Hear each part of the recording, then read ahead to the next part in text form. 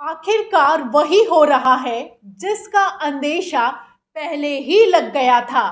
जैसा कि राहुल गांधी ने कहा कि मुझ पर एक्शन लेना प्रधानमंत्री नरेंद्र मोदी का पैनिक रिएक्शन था। वो डर गए थे, बौखला गए थे। और अब यही डर बीजेपी नेताओं में भी साफ दिखाई दे रहा है। इसीलिए 2024 चुनाव से ठीक पहले सूरत बदलती हुई नजर आ रही है। जी हाँ, इस पूरे बवाल के बीच हरियाणा में कांग्रेस ने अब तक का सबसे बड़ा खेला किया है।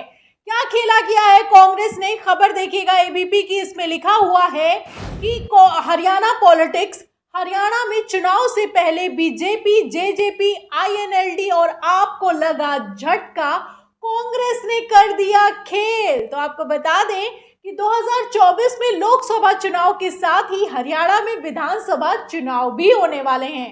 चुनाव नजदीक आते ही कांग्रेस ने बड़ा खेला कर दिया है। कांग्रेस में बीजेपी, जेजेपी, आईएनएलडी और आम आदमी पार्टी के 56 नेता शामिल हो गए हैं। बिल्कुल ठीक सुना आपने, एक साथ 56 नेताओं ने कांग्रेस से हाथ मिलाया है और कांग्रेस के कुनबे को और भी ज्यादा मजबूत कर दिया है। इसमें चौंकाने वाली बात यह है कि हरियाणा, जहां पर भारतीय जनता पार्टी और जेजेपी की सरकार चल रही है, उसके भी विधायक और बड़े अध्यक्षों ने जाकर कांग्रेस से हाथ मिलाया है। तो इससे इतना तो अंदाजा लगा ही जा सकता है कि हरियाणा में चुनाव से पहले हवा किस तरफ बह रही है। कैसे लगा है झटका और कैसे कांग्रेस ने किया खेला, सुनिएगा। खबर में लिखा है कि हरियाणा में विधानसभा चुनाव होने में भले ही अभी लंबा वक्त है, क्योंकि 2024 में होने वाले 1 साल का वक्त तो है ही है, लेकिन प्रदेश में राजनीतिक गतिविधियां तेज हो गई हैं। चुनाव को लेकर बीजेपी, कांग्रेस, इनेलो, जेजेपी, आम आदमी पार्टी सभी तैयारियों में जुटे नजर आ रहे हैं। इन पार्टियों में चुनावी रणनीतियों को लेकर बैठकों का दौर जारी है। इसी बीच हरियाणा से एक बड़ी खबर निकलकर सामने आई है कि बीजेपी, इनेलो, जेजेपी, आम आदमी पार्टी छोड़कर, यानी कि पूरे विपक्ष से 3 पूर्व विधायक समेत 56 नेताओं ने कांग्रेस का दामन थामा है, जिससे कांग्रेस का कुनबा लगातार बढ़ता जा रहा है। तो आप देख सकते हैं कि हरियाणा में किस तरीके से कांग्रेस मजबूती के साथ आगे बढ़ती हुई नजर आ रही है। जहां एक तरफ देशव्यापी आंदोलन चल रहा है, राहुल गांधी को लेकर किस तरीके से एक्शन पर एक्शन लिए जा रहे हैं आप जानते हैं, लेकिन इसी बवाल के बीच कांग्रेस ने बड़ा खेला कर दिया है। बता दें कि मेघालय की तरह हरियाणा में भी खेला करके सरकार बनाई गई। मेघालय में जिस तरीके से अभी हमने आपको खबर दिखाई थी कि पूर्वोत्तर के राज्यों में जब चुनाव हुए थे, तो मेघालय में किस तरीके से बीजेपी और कोनराड संगमा की पार्टी एनपीपी आमने सामने लड़े, एक दूसरे के भ्रष्टाचार गिनाए, लेकिन जब चुनावी नतीजे आए और बहुमत नहीं मिला, तो एनपीपी में ने जाकर हाथ मिला लिया भारतीय जनता पार्टी से और गठबंधन की सरकार बनाई। उसी तरीके से हरियाणा में भी खेला हुआ था। हरियाणा में भी ये जो जेबीपी है और बीजेपी है, ये दोनों आमने सामने लड़े, एक दूसरे पर कई आरोप लगाए, लेकिन जब चुनावी नतीजे आए और भारतीय जनता पार्टी को बहुमत नहीं मिला, तो जेबीपी और बीजेपी ने हाथ मिलाकर सरकार बना ली। तो खेला करके ऐसे नहीं तो वैसे कैसे करके भी सरकार तो बना ही ली जाती है, लेकिन पब्लिक है, अच्छे से जानती है। और यहाँ पर गौर करने वाली बात यह है कि अब तो नेताओं को भी समझ में आ गया है कि क्या खेला चल रहा है। फिलहाल आपको बता दें कि हरियाणा में जो मौजूदा बीजेपी गठबंधन की सरकार चल रही है, उसके खिलाफ जनता में भारी एंटी इनकम्बेंसी है, यानी कि भारी नाराजगी है। फिलहाल आपको बता दें कि कौन कौन से नेता गए, इन पर भी बात कर लेते हैं। खबर देखिएगा, इसमें आगे लिखा है कि 56 नेता कांग्रेस में हुए हैं शामिल। चंडीगढ़ के कांग्रेस भवन में पूर्व मुख्यमंत्री भूपेंद्र सिंह हुड्डा, हरियाणा कांग्रेस प्रदेश अध्यक्ष चौधरी उदय भान की मौजूदगी में तमाम नेताओं ने कांग्रेस की सदस्यता को ग्रहण कर लिया है।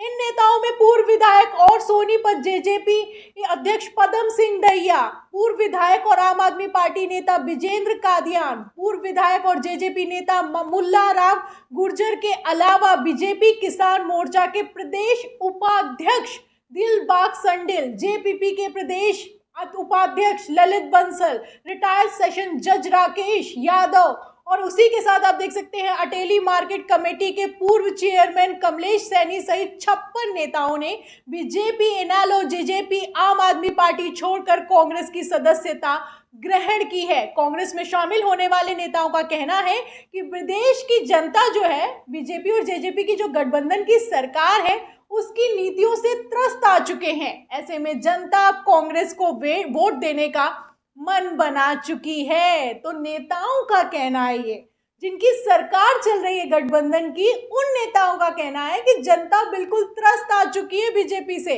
इसलिए अब कांग्रेस को वोट देने का मन बना लिया है। और अगर आप इन नामों पर गौर करेंगे जिन्होंने कांग्रेस का दामन थामा है, तो आप पाएंगे कि इसमें ज्यादातर बड़े बड़े नेता हैं। कई तो पूर्व विधायक हैं, उसी के साथ साथ कहीं कोई उपाध्यक्ष है, कोई चेयरपर्सन है, कोई कहीं पर क्या कहते हैं कांग्रेस प्रदेश का उपाध्यक्ष है। तो इससे अंदाजा तो आप ये लगा ही सकते हैं कि पब्लिक का जो मन है उसको इन नेताओं ने भांप लिया है और पहले ही परिवर्तन कर लिया है, पहले ही कांग्रेस का दामन थाम लिया है। फिलहाल आपको बता दें कि बीजेपी पर साधा गया है निशाना भी। भूपेंद्र सिंह हुड्डा ने कुछ कहा भी है, वो भी सुनिएगा। इसमें लिखा है कि पूर्व मुख्यमंत्री भूपेंद्र सिंह हुड्डा ने राहुल गांधी की सदस्यता रद्द करने के मामले पर कहा कि अब प्रजातंत्र में प्रतिशोध की कोई जगह नहीं होती। बीजेपी राहुल गांधी के साथ प्रतिशोध की राजनीति कर रही है। वहीं हुड्डा ने कहा कि प्रदेश की बीजेपी जेजेपी की गठबंधन सरकार जनता का असली मुद्दों से भटकाने की कोशिश कर रही है। जनता की समस्याओं पर कोई ध्यान नहीं दिया जा रहा है।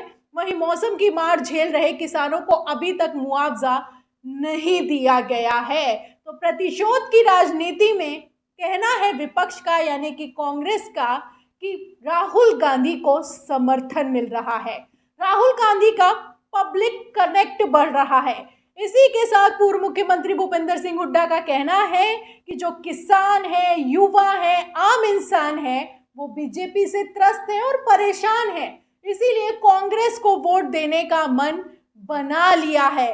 और यहाँ पर सबसे ज्यादा गौर करने वाली बात यह है कि बीजेपी नेताओं तक का ये कहना है कि जो प्रदेश में गठबंधन की सरकार चल रही है वो काम ठीक से नहीं कर रही है। किस तरीके से बेरोजगारी बढ़ रही है, हरियाणा में क्या लिटरेसी रेट है, आप अच्छे से जानते हैं। जब सत्ता पर आए थे तो बड़े बड़े दावे वादे किए गए थे, लेकिन सत्ता पर काबिज होने के बाद सारे दावे वादे हवा हो गए, सब कुछ खोखले साबित हुए। और पब्लिक भी अभी अच्छे से समझती है कि खेला करके सरकार तो बना लेते हैं, लेकिन किसी तरह का कोई काम नहीं किया जाता है। जहां काम पर वोट मांगना चाहिए वहां पीएम मोदी के नाम पर वोट मांगा जाता है। फिलहाल यहाँ पर गौर करने वाली बात यह है कि जहां जहां पर खेला करके सरकार बनाई गई है वहां पर हालत काफी टाइट दिखाई दे रही है। इस साल के अंत में 2023 के अंत में कर्नाटक और मध्य प्रदेश में भी चुनाव होने वाले हैं। कर्नाटक में भी हालत खराब है, कांग्रेस में शामिल हो रहे हैं लगातार बीजेपी के नेता। वहीं मध्य प्रदेश में भी हालत खराब है।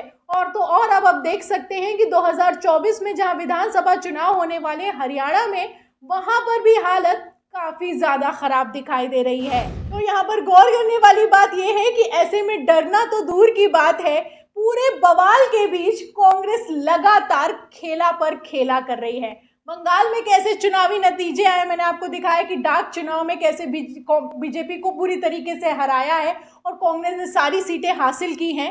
वहीं हरियाणा में देख सकते हैं कि अब तक का कांग्रेस ने सबसे बड़ा खेला किया है। चुनाव के ठीक पहले बदलती इन तस्वीरों पर आपका क्या कहना है, आपकी क्या राय है, हमें कमेंट बॉक्स में जरूर लिखें। वीडियो को ज्यादा से ज्यादा शेयर करें, सब्सक्राइब बटन दबाएं, बेल आइकन दबाएं ताकि हर खबर की नोटिफिकेशन आप तक पहुंचती रहे। मैं प्रियंका, आप देख रहे थे ऑनलाइन न्यूज इंडिया। फिर मिलते हैं अगली खबर के साथ, तब तक के लिए धन्यवाद। इस खबर को अभी लाइक करें, शेयर करें, अभी चैनल को सब्सक्राइब करें और घंटी जरूर